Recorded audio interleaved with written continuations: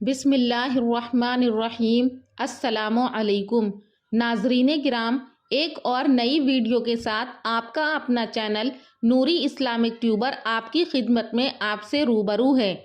آج کی اس ویڈیو میں ہم آپ کو خوش آمدید کہتے ہیں اور آج کی اس ویڈیو میں ہم آپ کے سامنے معراج کا پس منظر بیان کریں گے۔ اللہ پاک نے ہمارے پیارے نبی صلی اللہ علیہ وسلم کو بیت المقدس اور آسمانوں کی راتوں رات سیر کرائی، جسے معراج کہتے ہیں، اور اس کا ذکر کچھ قرآن کریم میں اس طرح سے ہے کہ شروع اللہ کے نام سے جو بڑا مہربان نہایت رحم کرنے والا ہے۔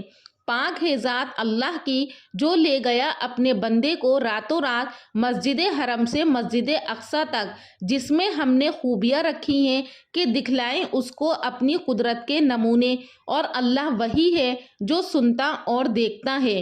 معراج کا واقعہ یہ ہے کہ ایک رات جب کہ آپ صلی اللہ علیہ وسلم سو رہے تھے تو حضرت جبرائیل علیہ السلام تشریف لائے اور آپ کو حتیم میں لے گئے۔ حتیم کعبے کا ہی ایک حصہ ہے۔ وہاں پر حضرت جبرائیل علیہ السلام نے آپ کا سینہ چاک کیا اور آپ کے دل کو نکالا۔ دو برتن ان کے ہاتھ میں تھے، ایک میں زمزم تھا اور ایک برتن میں نور تھا، اور آپ کا دل نکالا اور اس کو آب زمزم سے دھویا اور دل کو چیر کر اس میں ایمان اور حکمت بھر دی، اور پھر آپ کا سینہ پہلے کی طرح ہو گیا۔ آپ کے پاس سفید رنگ کا براق لایا گیا۔ براق کہتے ہیں تیز رفتار سواری کو، جس کا گدھے سے بڑا اور خچر سے چھوٹا قد تھا۔ جب آپ اس پر سوار ہوئے تو وہ کودنے لگا۔ اس پر حضرت جبرائیل نے کہا کہ آج تک تجھ پر ان سے عظیم سوار نہیں بیٹھا، یہ آخری رسول ہیں۔ یہ سن کر براق پسینہ پسینہ ہو گیا۔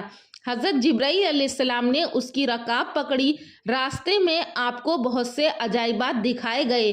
براق کا ایک قدم جہاں تک نگاہ جاتی تھی وہاں تک پڑتا تھا۔ آپ صلی اللہ علیہ وسلم کو بیت المقدس پہنچایا گیا، جہاں مسجد اقصی میں آپ امام بنے، اور آپ کے پیچھے تمام انبیاء نے نماز پڑھی۔ پھر تمام انبیاء سے ملاقات کرائی گئی۔ اس کے بعد آسمان کا سفر شروع ہوا اور ایک کے بعد دوسرے آسمان پر تشریف لے گئے۔ پہلے آسمان پر پہنچے تو دروازے بند تھے۔ وہاں پر پوچھا گیا کہ آپ کون ہو، تو بتایا کہ ہم کو بلایا گیا ہے۔ تو پھر فرشتوں نے دروازہ کھولا۔ پہلے آسمان پر حضرت آدم علیہ السلام سے ملاقات ہوئی تو آدم علیہ السلام نے کہا میرے بیٹے آ گئے، آپ کو آنا مبارک ہو۔ اس کے بعد دوسرے آسمان پر تشریف لے گئے تو وہاں پر حضرت یحییٰ علیہ السلام، زکریا علیہ السلام اور عیسیٰ علیہ السلام سے ملاقات کی۔ ان لوگوں نے کہا کہ ہمارے نبی آ گئے، ہمارے بھائی آ گئے۔ تیسرا آسمان حضرت یوسف علیہ السلام سے ملاقات ہوئی۔ حضرت یوسف علیہ السلام نے کہا آپ کا آنا مبارک ہو، ہمارے بھائی آ گئے، ہمارے نبی آ گئے۔ چوتھا آسمان حضرت ادریس علیہ السلام، انہوں نے کہا میرے بھائی آ گئے، میرے نبی آ گئے۔ پانچواں آسمان حضرت ہارون علیہ السلام، میرے بھائی آ گئے، میرے نبی آ گئے۔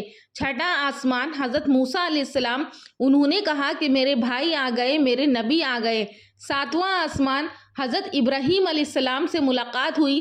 تو بعض روایات میں آتا ہے کہ حضرت ابراہیم علیہ السلام نے نبی کریم صلی اللہ علیہ وسلم کا استقبال کیا، اور ایک دوسری روایت میں آتا ہے کہ ساتویں آسمان پر کعبہ ہے جس کا نام بیت معمور ہے۔